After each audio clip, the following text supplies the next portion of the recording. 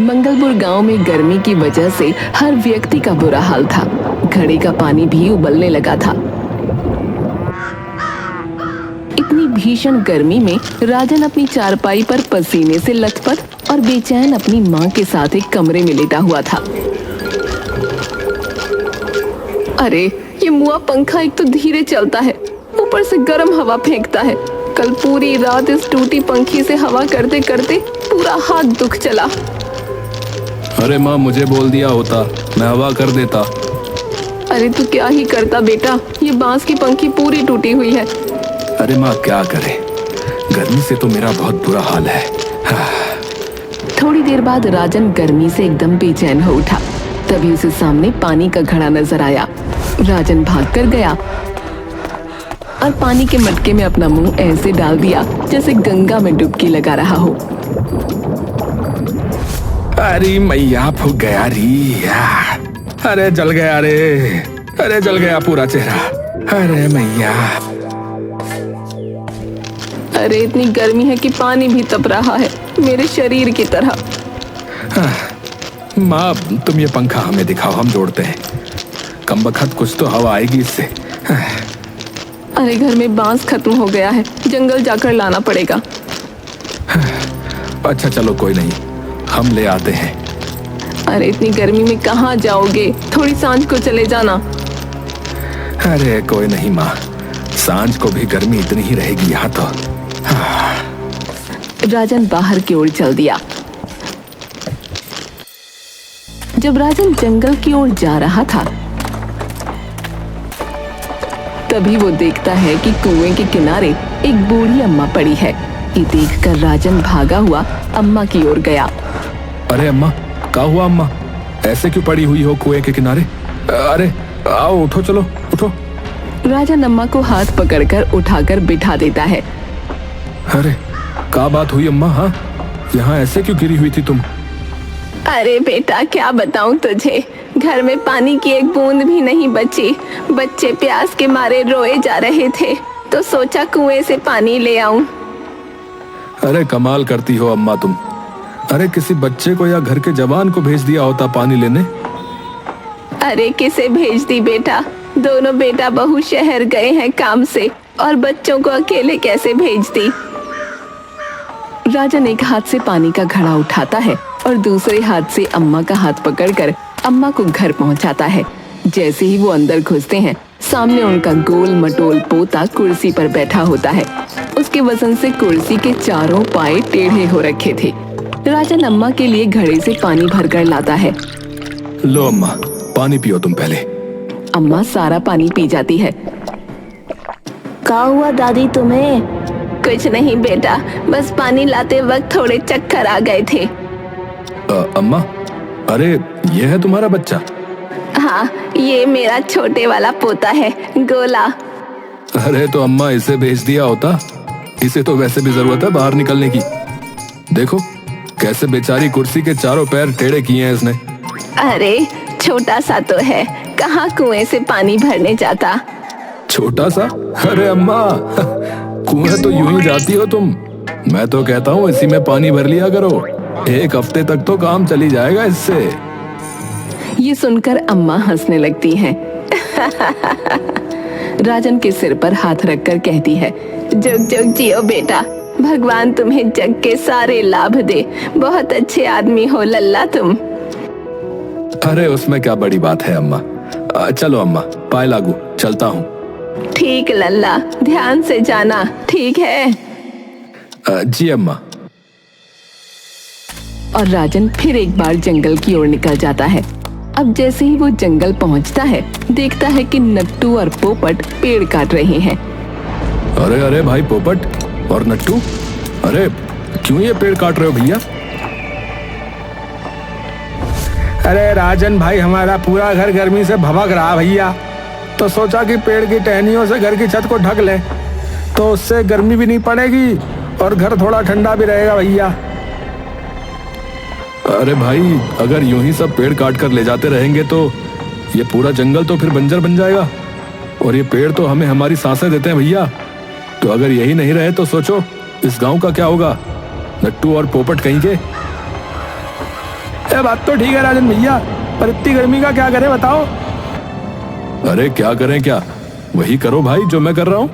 आओ मेरे साथ जंगल में, जंगल में जाके पेड़ों की ठंडी छांव में मजे लेंगे और क्या।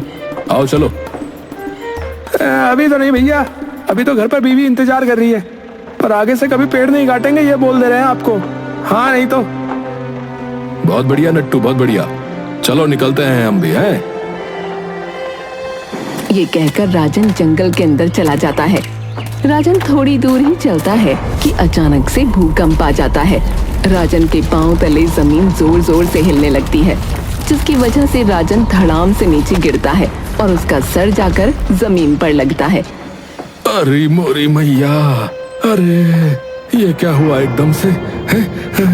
ये पैरों तले जमीन खिसकना अब तक तो सुना ही था, पर अब ये तो सच में होने भी लगा भैया, है?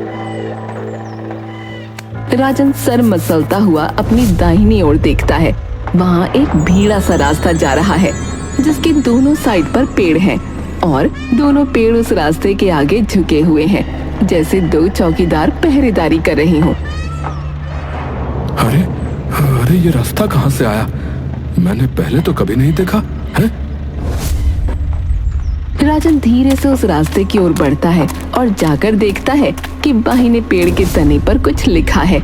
राजन झुककर पढ़ने लगता है।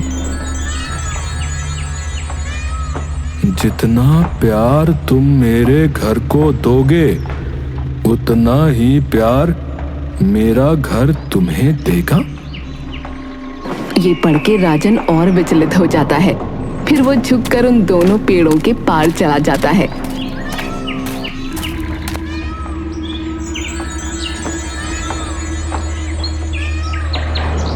अरे ये किसका घर है, और वो भी जंगल के बीचों बीच? दरवाजे के बगल में एक घंटी बजाने का बटन है। जैसे ही राजन वो बटन दबाता है, उस घर के दरवाजे अपने आप एकदम से खुल जाते हैं। राजन डरकर पीछे की ओर उछल पड़ता है। अरे तेरी, अरे ये क्या भैया? जैसे ही दरवाजा खुलता है, एक ठंडी हवा का झोंका राजन के मुंह पर आकर लगता है और वो अचंभित हो जाता है। अरे हा, अरे ये इतनी ठंडी हवा कैसे आ रही है यहाँ? अरे भैया। वो अंदर जाता है। अरे बाप रे, ये इतना बड़ा कैसे है? बाहर से तो कितना छोटा दिख रहा था, और ऊपर ये कितने सारे कमरे हैं। अरे बाप रे भैया। वो सामने रखे बिस्तर, जिस पर मलमल की चादर बिछी थी, उस पर जाकर बैठ जाता है।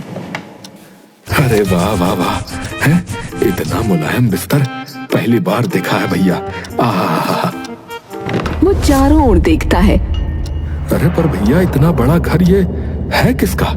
तभी वहाँ राजन के सामने एक तोता उड़ता हुआ आता है और उसके कंधे पर आकर बैठ जाता है और उसके कान में कहता है, ज़ईफ़ों का मददगार और जंगल को जो बचाए जान, उसी का ये मलमल का बिस्तर और उसी का रसोई का हर पकवान, उसी का है हर कमरा और उसी का ये मकान। तोते को बोलता देख राजन स्तब्ध रह जाता है। जैसे हो वैसे ही रहना, मन में न लाना लोभ का विचार। दिन में घर ये तेरा होगा, पर रात को कदम न रखना तुम दहलीज के इस पार, वरना देख नहीं पाओगे फिर से तुम अपना संसार। और ये कह के तोता एक दरीचे से आती हुई रोशनी से उड़ जाता है। राजन कुछ देर वहीं देखता रहता है और फिर वो रसोई की ओर चला जाता है। रसोई के दरवाजे पर कुछ लिखा था। राजन वो पढ़ने लगता है। ठंडा शरबत, ठंडा पानी और हर पकवान, नाम लेके बस तुम कहना, खिला दो रसोई के भगवान। ये पढ़कर राजन कहता है, मुझे ठंडा पानी पीना है रसोई के भगवान। और तभी वहाँ ठंडे पानी के 2 घड़े आ जाते हैं। उसमें से राजन पानी निकालकर पीता है। अरे वाह, ये कैसे हुआ? पीकर देखता हूँ। अरे भैया, कितना ठंडा और कितना मीठा पानी है। ये पी के तो आत्मा तृप्ति हो गई भैया। पानी पीने के बाद राजन सोचता है कि अरे क्यों ना मैं माँ और गांव वालों को यहाँ पर बुला लूं। गांव में हर इंसान का गर्मी से बुरा हाल है। बूढ़े लोग ऐसी गर्मी के प्रकोप से बेहोश हो रहे हैं और बच्चे इसकी वजह से अपने स्कूल में ठीक से पढ़ भी नहीं पा रहे। और अम्मा और माँ को कितना सुकून मिलेगा यहाँ। और अम्मा का वो पेटू पोता, उसके लिए तो यहाँ कितने पकवान बन सकते हैं। ये सोचकर राजन गांव की ओर निकल जाता है।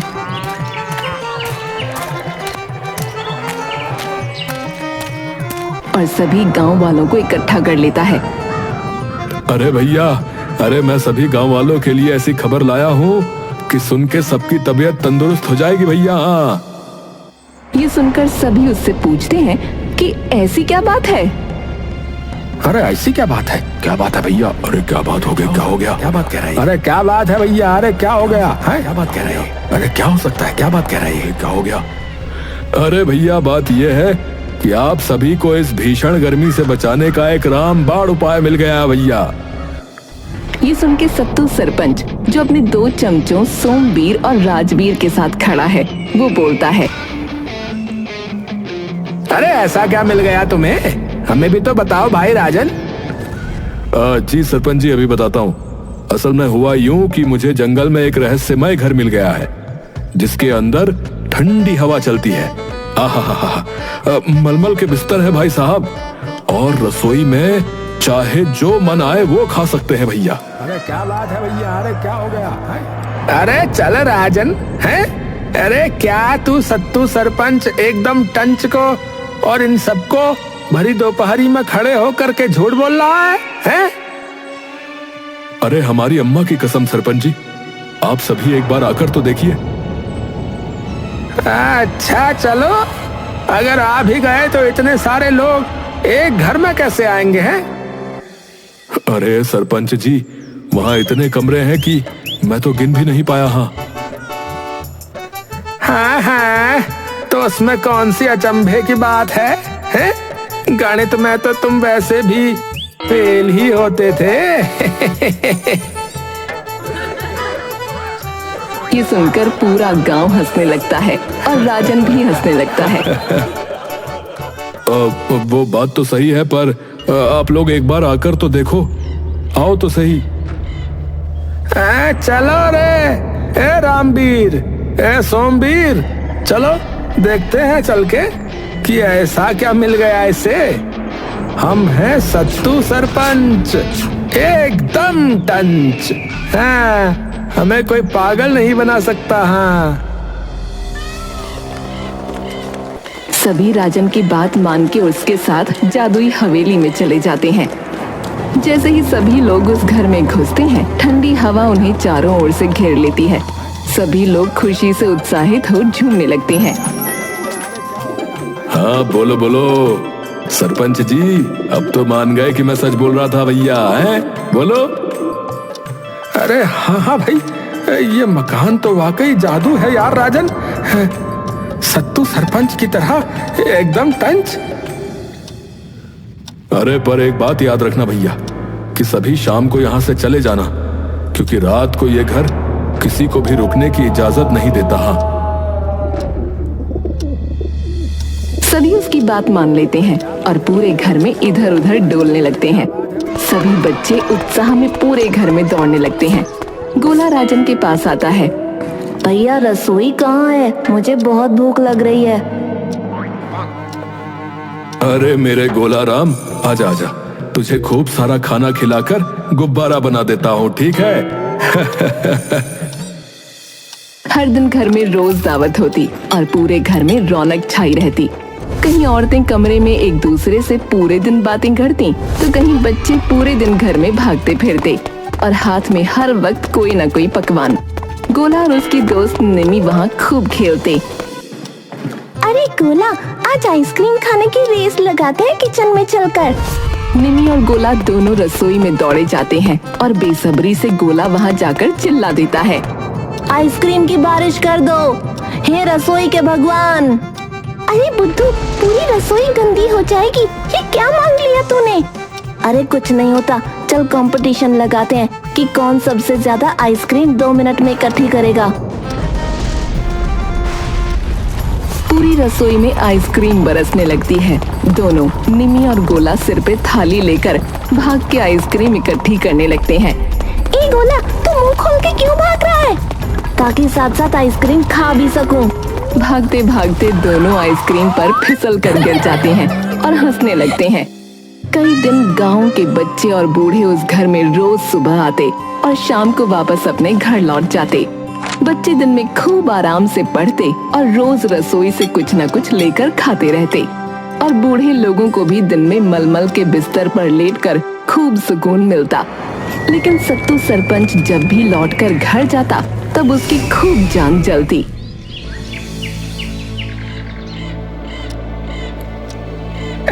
क्या भाई राजन है? ऐसा क्या है इस घर में जो कोई रात को नहीं रह सकता? बताओ यार। सरपंच जी, वो इस घर का अपना नियम है कि यहाँ कोई शाम के बाद नहीं रुक सकता। हाँ, एक बात बता, इस घर ने तुझे अपने मुंह से ये बात बोली है क्या? है बता। अब इस घर के रक्षक तोते ने बोली है ये बात। हाँ। अरे ये देख लो अरे सत्तू सरपंच सबसे टंच से मजाक करने की कोशिश कर रहा है अरे भैया, मजाक नहीं, सच बोल रहा हूँ भाई। सत्तू सरपंच हंसकर अपने घर लौट आता है।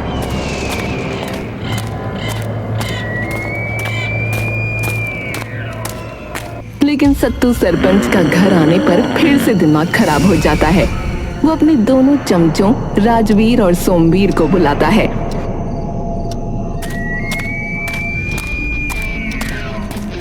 क्यों रे? तुम लोगों को ना लगती गर्मी रात को? है तुम लोगों का मन नहीं करता कि रात को मलमल की चादर ओढ़कर हवेली की ठंडी हवा में सोने का? है बोलो बोलो।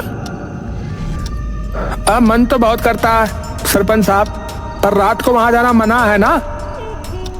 धत, किसने बोला? उस राजन ने? अरे झूठ बोलता है वो। है कह रहा था कि तोते ने बोला है अरे कौन सा तोता, कैसा तोता है? और किसी गांव वालों को तो ना दिखाओ कभी। बात तो ठीक है सरपंच साहब आपकी, तो वे चलते हैं हवेली, और इससे पहले कि हमें कोई देख ले, हम भोर के वक्त पर ही वापस लौट आएंगे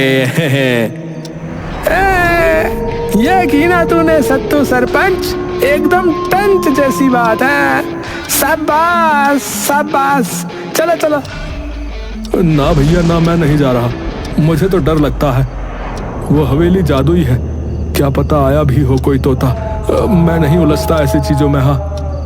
अरे जा डरपोक कहीं का है, अपने भाई जैसा बनकर देख, वो कैसे झट से तैयार हो गया जाने के लिए। देख चल रहे राजवीरा, हम दोनों ही चलते हैं, चल।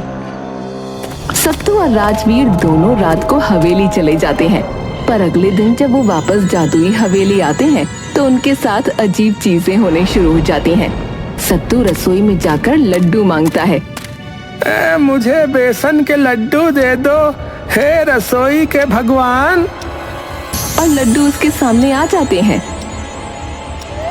पर जैसे ही सरपंच लड्डू खाता है वो एकदम से उछल पड़ता है। अरे मार दिया रे।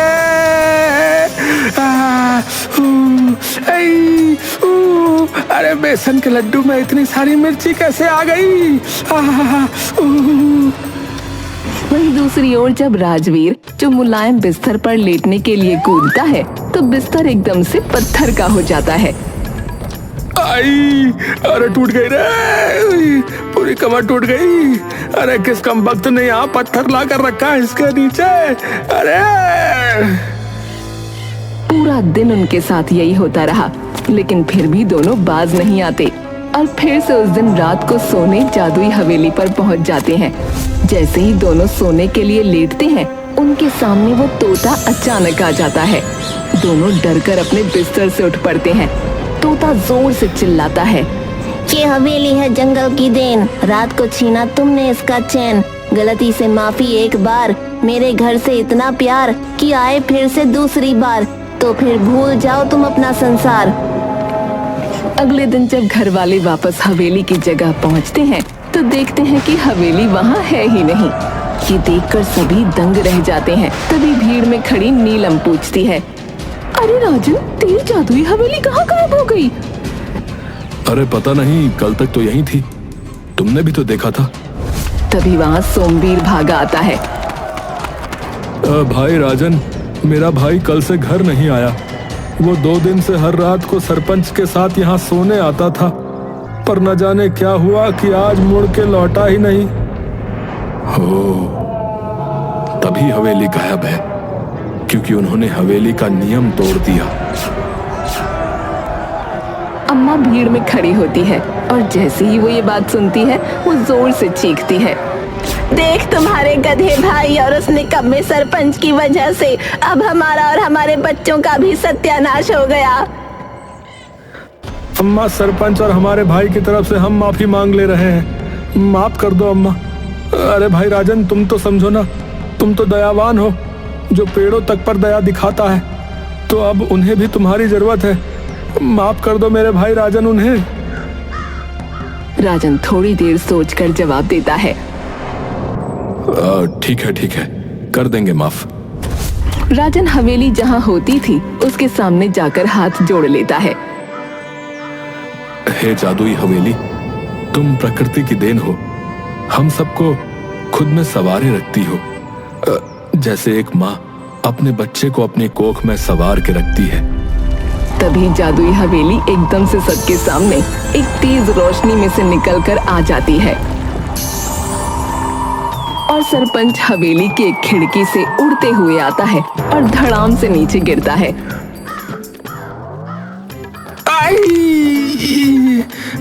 कहाँ पटक गए भैया? भैया पहुंच गए, वापस आ गए। माफ कर देना भाई मुझे राजन, मैंने प्रकृति के नियम तोड़े और अपने साथ साथ पूरे गांव का भी नुकसान करा दिया। कोई नहीं, आपको अपनी गलती का एहसास हुआ, हमारे लिए यही आपका माफीनामा है। चलिए घर चलिए सत्तू भैया। और सभी गांव वाले हंसते खेलते हुए और बच्चे तो सरपंच की पीठ पर चढ़कर हवेली के अंदर चले जाते हैं।